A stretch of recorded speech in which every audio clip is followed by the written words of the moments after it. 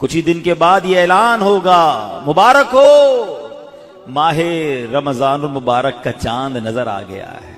کیا آپ جانتے رمضان مبارک کتنا عظیم مہینہ ہے؟ جی ہاں، وہ مہینہ تشریف لا رہا ہے جسے حدیث پاک میں سید الشہور یعنی تمام مہینوں کا سردار کہا گیا۔ وہ مبارک مہینہ آ رہا ہے کہ اس کی پہلی رات سے آسمانوں کے دروازے کھول دیے جائیں گے، پھر آخری رات تک، لاسٹ نائٹ تک وہ دروازے بند نہیں ہوں گے۔ جو اس مہینے میں ایک سجدہ کرے اسے 1500 نیکیاں لکھی جاتی ہیں، اور جنت میں سرخ یاقوت کا گھر بنایا جاتا ہے۔ اللہ اکبر، سمجھ آ رہی ہے بات؟ ایک سجدے پر 1500 نیکیاں، اور ایک ہی سجدے پر سرخ یاقوت کا جنت میں گھر۔ اب سوچیں جو نفل پڑھتے ہیں، جو پوری تراویح پڑھتے ہیں، ہر سجدے پر کیا کچھ حاصل کر رہے ہیں، انہیں سوچنا چاہیے جو تراویح میں سستی کر جاتے ہیں، نوافل میں سستی کرتے ہیں۔ دل پر چوٹ کرنے کے لیے ایک جملہ کہہ دیتا ہوں، باقی پھر آگے چلتے ہیں، کہ اگر یہ کہہ دیا جائے کہ ماہ رمضان میں جو جتنے سجدے کرے گا اسے اتنے 1000 روپے ملیں گے، پھر بتائیں کتنے سجدے کریں گے؟ اچھا جناب، جو ماہ رمضان میں پوری تراویح پڑھے گا اسے جناب کورنگی کی ایک بڑی سوسائٹی میں ایک پلاٹ دیا جائے گا، 20 رکعت پوری پڑھے، بندہ کہ 20 کے بعد کہیں گے کچھ اور بھی پڑھ لیتا ہوں، ایک پورا پلاٹ مل جائے گا ہر سجدے پر۔ کراچی میں نہیں، پاکستان کے پوش ایریا میں نہیں، جنت میں سرخ یاقوت کا گھر دیا جا رہا ہے۔ تو کتنے سجدے کرنے چاہیے رمضان میں؟ وارے نیارے ہو گئے نا، اتنا آسان، سبحان اللہ۔ اور سنو، وہ مہینہ آ رہا ہے کہ جو ماہ رمضان کا پہلا روزہ رکھتا ہے اس کے پچھلے گناہ معاف کر دیے جاتے ہیں۔ صبح سے شام تک 70,000 فرشتے اس کے لیے دعائے مغفرت کرتے ہیں۔ آج دنیا میں پتہ ہے ہم کسی بڑے بزرگ شخصیت کو ڈھونڈ رہے ہوتے ہیں، کسی عالم دین سے پیار ہوتا ہے، کسی پیر صاحب سے محبت ہوتی ہے، بندہ کہتا ہے جا کے یار ان سے دعا کروا لوں، میرا کام ہو جائے گا۔ اللہ کے فرشتے، اور وہ بھی کتنے؟ 70,000 صبح سے شام تک روزہ دار کے لیے دعائیں کر رہے ہیں، سبحان اللہ، جس میں نفل کا ثواب فرض کے برابر، فرض کا ثواب 70 گنا بڑھا دیا جائے گا۔ رمضان مبارک کی جب پہلی رات آتی ہے، اللہ پاک اس امت کی طرف نظر رحمت فرماتا ہے، اور جس پر اللہ نظر رحمت فرمائے اسے کبھی عذاب نہ دے گا۔ اس سے کیا پتہ چل رہا ہے؟ 2-3 باتیں آ گئی ہیں کہ پہلی رات بڑی امپورٹنٹ ہے، آخری رات تو ہے ہی امپورٹنٹ، وہ بعد میں بتاؤں گا، مگر چونکہ ابھی پہلی رات آنے والی ہے نا، first night of Ramzan is very important. آپ نے سنا اس رات ہمیں یہ 2 رکعتیں پڑھنی ہیں، پھر فرمایا اس رات اللہ جس پر نظر رحمت فرمائے گا اس پر کبھی عذاب نہیں ہوگا، اور پھر کیا فرمایا کہ پہلی رات آسمانوں کے دروازے کھول دیے جاتے ہیں، سبحان اللہ۔ تو یہ خاص رات ہے، فرمایا اس مبارک مہینے میں بخشش کے پروانے بانٹے جائیں گے۔ کون سا وقت بڑا سینسیٹیو ہے؟ جو افطار کا وقت ہے نا، یہ بڑا سینسیٹیو ہے، بڑا حساس، بڑا خوبصورت وقت ہے۔ حدیث پاک میں آتا ہے جس کا مضمون ہے ہر روز افطار کے وقت 10 لاکھ گناہگاروں کی بخشش کی جائے گی۔ اور اس مبارک مہینے میں جب جمعہ آئے گا نا، رمضان میں جتنے جمعے ہوں گے، فرمایا تب تو وارے نیارے ہو جائیں گے، جمعرات کی مغرب سے لے کر غروب آفتاب سے جمعے کے غروب آفتاب تک، یہ جو 24 آورز ہیں، یہ جو دن رات ہے، فرمایا ہر گھڑی میں 10 لاکھ گناہگار جہنم سے آزاد کر دیے جاتے ہیں۔ اور وہ بھی کون سے؟ جن پر جہنم واجب ہو چکی تھی، گناہوں کی وجہ سے جن پر جہنم واجب ہو گئی، وہ گناہگار بخشے جائیں گے۔ اللہ اکبر۔ اب سوچو یہ رمضان کیسا مہینہ ہے، اس کی کتنی خوشی ہونی چاہیے، کتنی پریپریشن ہونی چاہیے۔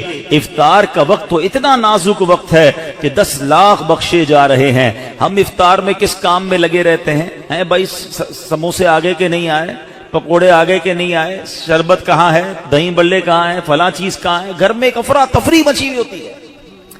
پلیز ٹرائی ٹو انڈرسٹینڈ، یہ افطار کا وقت مانگنے کا وقت ہے، گر گڑانے کا وقت ہے، آنسو بہانے کا وقت ہے کہ مولا آج 10 لاکھ بخشے جا رہے ہیں، ان بخشے جانے والوں میں میرا بھی نام لکھ دے۔ کیا ہی اچھا ہو کہ باپ بھی بیٹھا ہو، ماں بھی بیٹھی ہو، بچے بھی بیٹھے ہوں اور ہاتھ اٹھے ہوئے ہوں، اور اللہ کی بارگاہ میں التجائیں ہوں، اے اللہ ہمارا گھرانہ تیرے دربار میں حاضر ہے، اے اللہ افطار کا وقت ہے، 10 لاکھ بخشے جائیں گے، اس بخشے جانے والوں میں ہماری فیملی کا، ہمارے گھر بار کا نام لکھ دے۔ تو اے میرے اسلامی بھائیوں، پردے میں جو مجھے انٹرنیٹ پر اسلامی بہنیں سن رہی ہیں، بعد میں سنیں، کچھ ایسا انتظام گھر میں کریں کہ 10 15 20 منٹ پہلے اب سارے کاموں سے فارغ ہو جائیں، اب دعاؤں میں گزاریں، افطار کا وقت افطار سے پہلے بھی دعا کریں، مگر جو خاص مقبولیت کی گھڑیاں ہیں وہ عین افطار کے بعد ہیں۔ افطار میں لگ جاتے ہیں ہم، کوئی کھجور کھا لی، پانی پی لیا، دوبارہ ہاتھ اٹھائیں، دوبارہ مانگیں، یہ وقت ہے مانگنے کا، یہ قبولیت کی گھڑیاں ہیں۔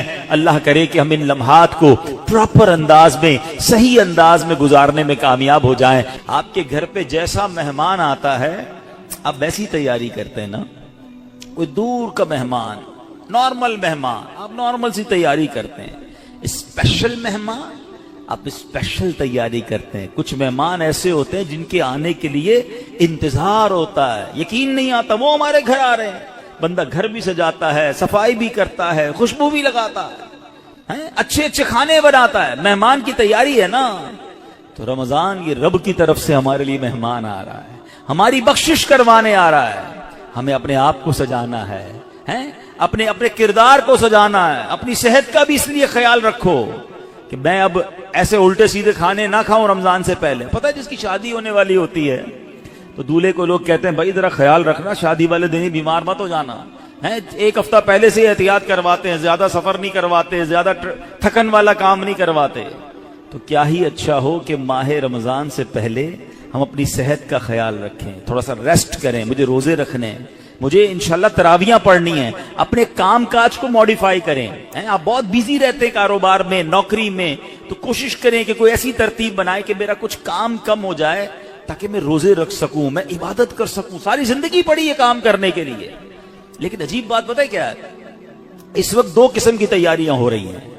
ہوں گے کچھ نیک لوگ جو انشاءاللہ عبادت کی تیاریاں، تلاوت کی تیاریاں، خوب روزے، تراویح اور اس کے بارے میں سوچ رہے ہوں گے، مگر کچھ لوگ وہ ہیں جو اس وقت اسٹاک جمع کر رہے ہوں گے، کاروبار کیسے چمکانا ہے، کون سی آئٹم کا ریٹ بڑھ جائے گا، وہ کاروباری لوگ پیسے کمانے کی تیاری کر رہے ہوں گے۔ کچھ گھر والے وہ ہوں گے جو یہ سوچ رہے ہوں گے بھئی رمضان میں پکانا کیا ہے، کھانا کیا ہے، کون سی آئٹم لینی ہے۔ رمضان کھانے پینے کے لیے نہیں آتا۔ اچھا ویسے بڑی عجیب بات ہے، ذرا سوچیں آپ کہ ماہ رمضان میں ہم روزے رکھتے ہیں، لاجیکلی تو سمجھ یہ آتا ہے کہ ہمارا وزن ٹھیک تھوڑا کم ہو جانا چاہیے، ہم تھوڑے سمارٹ ہو جائیں، مگر کئی لوگ وہ ہیں جن کا رمضان میں وزن بڑھ جاتا ہے۔ کیوں بھائی؟ اس لیے کہ سحری میں زیادہ کھاتے ہیں، پورا دن روزہ رکھنا ہے، رات زیادہ اس لیے کھاتے ہیں کہ پورا دن روزہ رکھا تھا، پھر 2 بار اور کھاتے ہیں کہ کل پھر روزہ رکھنا ہے۔ تو عام دنوں میں 2 بار کھاتے ہیں، رمضان میں 4-5 بار کھاتے ہیں، اور وہ کھاتے ہیں جو نہیں کھانا چاہیے۔ پورا سال جو چیز نہیں کھاتے وہ رمضان میں کھاتے ہیں، پھر موٹے ہو جاتے ہیں، طبیعت خراب ہو جاتی ہے، گلے خراب ہو جاتے ہیں۔ نہیں، ماہ رمضان تو کم کھانے کا مہینہ ہے، فریش ہونے کا مہینہ ہے۔ لیکن ہمارے یہاں تو فیسٹیول، اگر میں کہوں کسی کو کہ کسی غیر مسلم کو اگر رمضان میں دورہ کرا دیا جائے پاکستان کے مختلف شہروں کا اور کہیں بتاؤ کیا آپ نے دیکھا، تو کہے گا لگتا ہے مسلمانوں کا کوئی کھانے پینے کا تہوار آ رہا ہے، کہ میں جس مٹھائی کی دکان پہ گیا وہ رش تھا، جس پکوڑے کی دکان پہ گیا وہ لائنیں لگی ہوئی تھی افطار سے پہلے، اور بورڈ لگے ہوئے تھے سحری آفر، افطار آفر، تو لگتا ہے مسلمانوں کا کوئی کھانے پینے کا سالانہ تہوار آتا ہے۔ کتنی عجیب بات ہے یار، جس مہینے میں پورا دن کھانے پینے سے رکنا ہے، اس مہینے میں سارا دن رات کھانے پینے کی باتیں ہو رہی ہوتی ہیں۔ مجھے بتائیں نا، ہم دوست آپس میں ملتے ہیں کیا بات کرتے ہیں؟ یار سناؤ آج سحری کہاں کرنی ہے؟ اچھا بھائی افطار کہاں کرنا ہے؟ رات کدھر چلنا ہے کھانے کے لیے؟ ارے بھائی یہ بات کون کرے گا؟ تراویح کدھر پڑھنی ہے آج؟ تلاوت کدھر کرنی ہے؟ تہجد کہاں پڑھنی ہے؟ علم دین کی محفل کدھر سجی ہوئی ہے؟ ذکر و اذکار میں آج بیٹھ کے کدھر کرنا ہے؟ آج مل کے اللہ کی بارگاہ میں گر گڑا کر دعائیں کہاں کرنی؟ یہ گفتگو کیوں نہیں ہوتی؟ ماہ رمضان تو نیکیوں کا اجر بڑھا دیا گیا، مگر دماغ میں ایک ہی بات گھوم رہی ہوتی ہے، یا دوسری آج کل کھیل کود شروع ہو گیا رمضان میں۔ ایسا نہ کریں۔ ماہ رمضان کے کیسے کیسے فضائل ہیں ذرا سنیے گا۔ معراج شریف کی روایات میں ہے، معراج کے دولہ مکی مدنی مصطفیٰ صلی اللہ تعالی علیہ وسلم نے سدرۃ المنتہا کے قریب ایک فرشتہ دیکھا۔ آپ فرماتے لم ار مثلہ، لم ارى مثلہ، یعنی ایسا نرالا فرشتہ میں نے کبھی نہیں دیکھا۔ نبی پاک فرما رہے تو آپ فرماتے ہیں کہ میں نے ایسا نرالا فرشتہ تو کبھی نہیں دیکھا تھا. یہ جب تسبیح کرتا تھا تو اس کی ایسی خوبصورت آواز تھی کہ اس آواز سے عرش بھی جھوم اٹھتا تھا. میں نے جبرائیل سے پوچھا ایو خلقی ھذا، اے جبرائیل یہ کون سی مخلوق ہے؟ عرض کی حضور یہ ایک فرشتہ ہے جو حضرت آدم علیہ السلام سے 2000 سال پہلے پیدا کیا گیا تھا. میں نے پوچھا اس سے پہلے یہ کہاں تھا؟ عرض کیا اللہ پاک نے عرش کے نیچے جنت میں ایک جگہ بنائی ہے، یہ وہیں ہوتا ہے. حضور آج آپ کے دیدار کے لیے حاضر ہوا ہے. کیا شان ہے میرے آقا کی، ہر کوئی فدا ہے بن دیکھے، دیدار کا عالم کیا ہوگا. ارے فرشتہ بھی میرے آقا کے دیدار کا تمنائی ہے. جبریل امین کہتے حضور آج آپ کے دیدار کے لیے حاضر ہوا ہے. مکی مدنی سلطان صلی اللہ تعالی علیہ وسلم فرماتے ہیں کہ اب نبی پاک علیہ الصلوۃ والسلام نے اس فرشتے سے ایک بڑا کمال کا سوال کیا. ذرا سنیے گا، آپ کا ایمان تازہ ہو جائے گا. پیارے آقا علیہ الصلوۃ والسلام نے اس فرشتے کو سلام کیا تو وہ تسبیح میں مصروف تھا، اللہ پاک کی تسبیح میں مصروف تھا، اسے سلام سنائی نہ دیا. اب جبریل امین نے اسے کہا ھذا محمد صلی اللہ علیہ وسلم، یہ محبوب خدا جناب رسول اللہ صلی اللہ علیہ وسلم ہے. جب اس نے سنا تو خوشی سے اپنے 2 سبز پر پھیلائے. یہ اتنے بڑے پر تھے جنہوں نے آسمانوں اور زمین کو گھیر لیا. اب اس نے مجھے نبی پاک فرماتے ہیں مجھ سے گلے ملنے کی سعادت حاصل کی، ادب سے بوسہ بھی دیا. پھر عرض کی یا رسول اللہ صلی اللہ تعالی علیہ وسلم آپ کے لیے گڈ نیوز ہے، آپ کے لیے خوشخبری ہے کہ اللہ پاک نے آپ ماہ رمضان کے صدقے آپ کی امت کی بخشش فرما دی. اس فرشتے نے نبی پاک کو خوشخبری عطا عرض کی کہ حضور آپ کی امت کو اللہ نے ماہ رمضان کے صدقے بخش دیا ہے. سبحان اللہ. نبی ہاشمی صلی اللہ علیہ وسلم مزید فرماتے ہیں اس فرشتے کے سامنے 2 صندوق رکھے ہوئے تھے جن پر ہزاروں تالے لگائے ہوئے تھے. میں نے پوچھا ان صندوقوں میں کیا ہے؟ اس فرشتے نے عرض کی ان صندوقوں میں آپ کی امت کے روزہ داروں کے لیے جہنم سے آزادی کے پروانے ہیں. آئے ہائے، ہماری آمد ہماری مغفرت کا انتظام پہلے ہی رب نے فرما دیا ہے. کاش ہم ماہ رمضان کے قدردار بن جائیں. اے گناہگاروں تمہاری سمجھ لو بات بن آئی ہے، عاصیوں کی مغفرت کا لے کر آیا ہے پیام. جھوم جاؤ مجرموں رمضان ماہ غفران ہے. بھائیوں بہنوں کرو سب نیکیوں پر نیکیاں، پڑ گئے دوزخ پہ تالے قید میں شیطان ہے. اللہ اکبر. تو اے میرے پیارے اسلامی بھائیوں یہ اس قدر مبارک مہینہ ہے کہ اللہ کریم اس مہینے میں رحمتوں اور برکتوں کے دروازے کھول دیتا ہے. اس مہینے میں مغفرتوں کے انتظام ہو گئے ہیں. اللہ کرے کہ ہم ماہ رمضان کی قدر کرنے والے بن جائیں. رب عز و جل قرآن مجید میں اس ماہ مبارک کے بارے میں فرماتا ہے. ماہ رمضان کی آپ اہمیت کا اندازہ اس بات سے بھی لگائیں کہ پورے قرآن میں صرف ایک ہی مہینے کا ذکر ہے، اور وہ مہینہ کون سا ہے؟ وہ مہینہ ماہ رمضان ہے. اللہ قرآن میں فرماتا ہے بسم اللہ الرحمن الرحیم شہر رمضان الذی انزل فیہ القرآن ھدی للناس وبینات من الھدی والفرقان فمن شہد منکم الشہر فلیصم. ترجمہ کنز العرفان. رمضان کا مہینہ ہے جس میں قرآن نازل کیا گیا، جو لوگوں کے لیے ہدایت اور رہنمائی ہے اور فیصلے کی روشن باتوں پر مشتمل ہے. تو تم میں جو کوئی یہ مہینہ پائے تو ضرور اس کے روزے رکھے. سبحان اللہ. اے میرے پیارے اسلامی بھائیوں رمضان کا مہینہ کیا خوبصورت فرمایا کہ جو اس مہینے کو پائے وہ روزے رکھے. پیارے اسلامی بھائیوں رمضان المبارک کی شان کیسی ہے. یہ مہینے جس کو بھی رمضان ملتا ہے نا اس کو گویا لاٹری لگتی ہے. میں آپ کو واقعہ سناتا ہوں، بہت امیزنگ واقعہ ہے. پیارے آقا علیہ الصلوۃ والسلام کی بارگاہ میں حضرت بہت اچھے بڑے صحابی ہیں، بلند مرتبہ صحابی ہیں، حضرت طلحہ بن عبید اللہ رضی اللہ تعالیٰ عنہ. فرماتے ہیں کہ ایک مرتبہ 2 شخص نبی پاک کی بارگاہ میں ایک ساتھ آئے. دونوں نے کلمہ پڑھا، صحابی ہونے کا درجہ حاصل کر لیا، بڑے نیک اور پرہیزگار تھے، اور ان میں سے ایک عبادت اور ریاضت میں بہت زیادہ محنت کرتے تھے. جو زیادہ عبادت گزار تھے یہ ایک مرتبہ ایک غزوے میں شریک ہوئے اور شہید ہو گئے. جہاد میں گئے اور شہید ہو گئے، اور 1 سال بعد دوسرے جو صحابی تھے ان کا بھی انتقال ہو گیا. ٹھیک ہے. حضرت طلحہ فرماتے ان دونوں کے دنیا سے جانے کے بعد ایک رات میں نے خواب میں دیکھتا ہوں کہ میں جنت کے دروازے پر کھڑا ہوں, یہ دونوں صحابی رسول وہاں موجود ہیں. اتنے میں جنت کے اندر سے کوئی باہر آیا, وہ صحابی جن کا انتقال 1 سال بعد ہوا تھا انہیں لے کر جنت میں چلا گیا.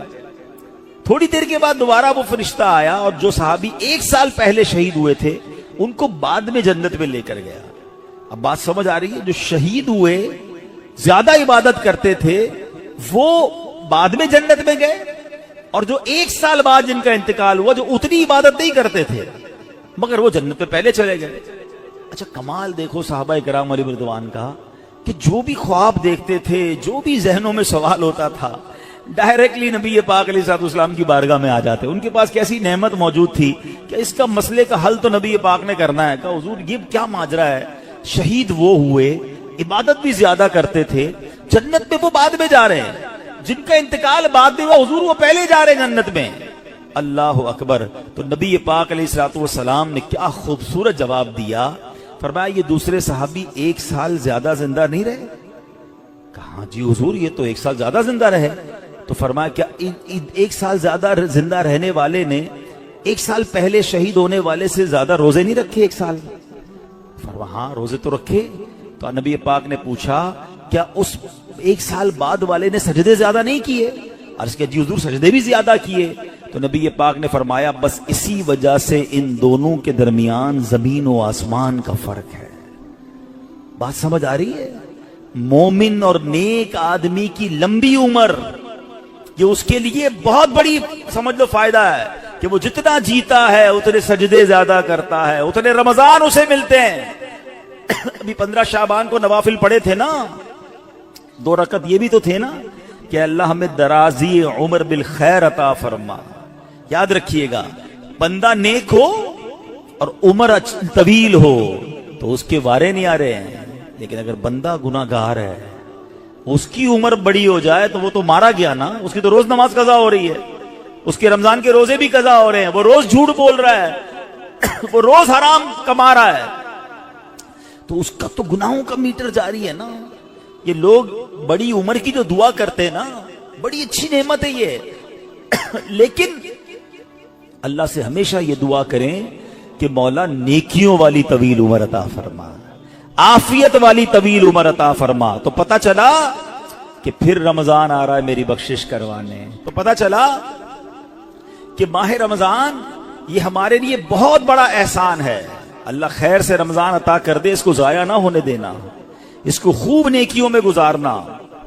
پچھلے گناہوں کی معافی کا ایک اور چانس دیا جا رہا ہے, مغفرت کا گویا ایک اور موقع آنے والا ہے.